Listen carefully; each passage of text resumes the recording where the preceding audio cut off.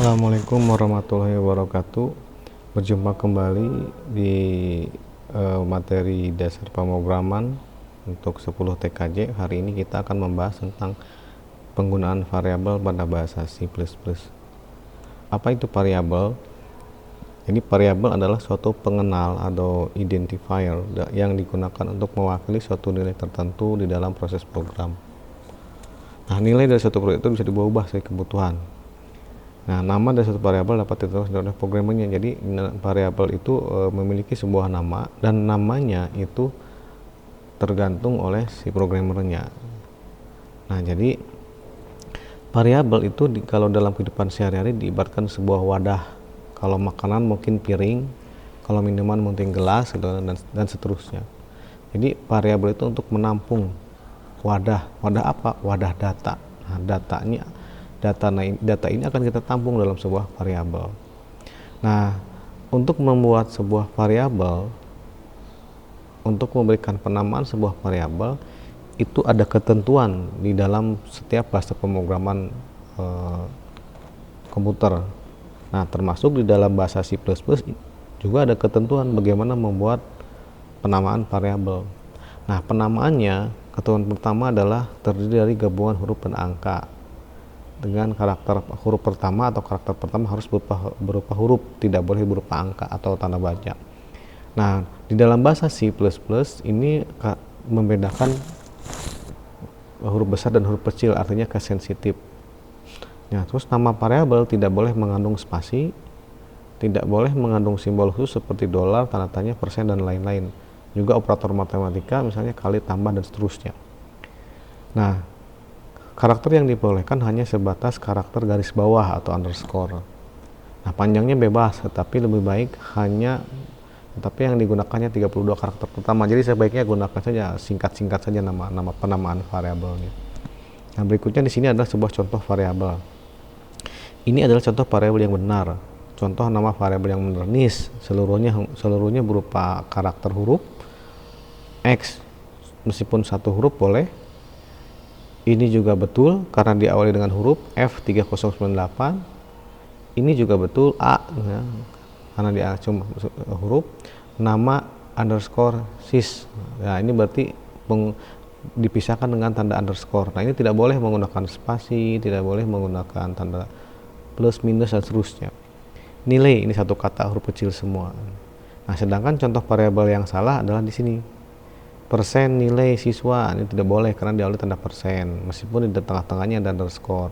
Rata-rata ini nggak boleh karena ada tanda strip, ini akan dianggap sebagai tanda kurang oleh program.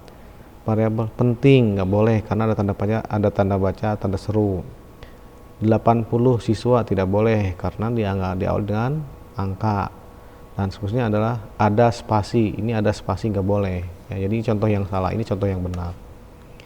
Next, di sini adalah bagaimana membuat variabel atau bagaimana mendeklarasikan variabel.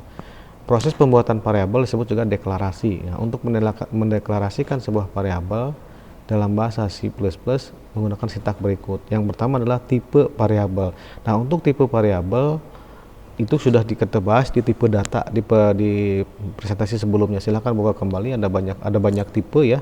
Nah, yang kita gunakan yang umum saja, char, double, in, dan char dan in yang sering digunakan, angka dan huruf saja gitu. Nah, berikutnya adalah setelah menyebutkan tipe variabelnya, sebutkan nama variabelnya. Contoh sebagai sini, in x, berarti kita membuat variabel x, tipe datanya, tipe variabelnya integer, jadi dia hanya bisa menampung angka berupa bilangan bulat. Nah, sini adalah char y, berarti ini adalah variabel y, ya, tipe datanya char. Nah, di sini ada koma, huruf, dan nis, berarti di sini seluruhnya adalah pendefinisian. Jadi kita kalau di sini mendefinisikan satu variabel, kalau di sini mendefinisikan banyak variabel, ya.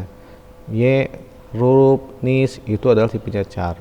Char, plot, nilai. Kalau sini berarti nilai boleh char, boleh plot. Double, beta, berarti tipe datanya double.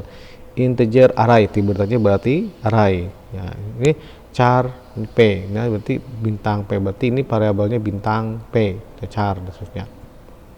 Nah, ini adalah contoh-contoh pendeklarasian mana yang umum digunakan. Yang umum digunakan yang cara pertama menyebutkan satu variabel dengan menyebutkan tipe datanya satu-satu ya, kalau ya, contoh seperti ini. Nah, di sini ada berikutnya ada lingkup variabel. Jadi scope atau lingkup variabel adalah secara garis besar ada 3 area di mana variabel dapat dideklarasikan di dalam blok fungsi atau variabel lokal, di dalam definisi parameter disebut juga parameter formal, atau di luar semua fungsi disebut variabel global. Jadi kita akan membuat variabel yang tempatnya berbeda-beda penempatannya. Nah, ini disebutnya scope ya.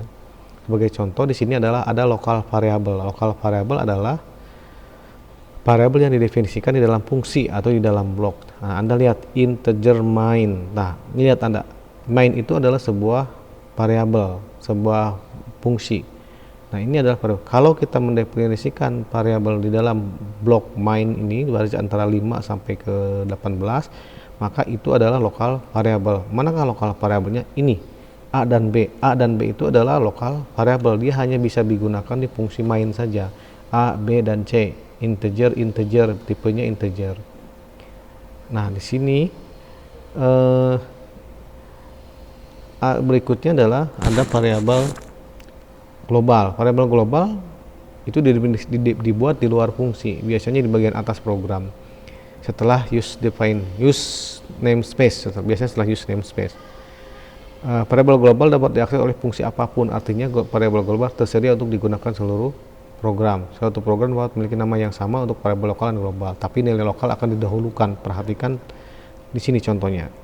Nah, Anda lihat di sini ada in A dan B, maka A dan B adalah variabel lokal. Kenapa? Karena disimpan di dalam blok main sini, blok fungsi main.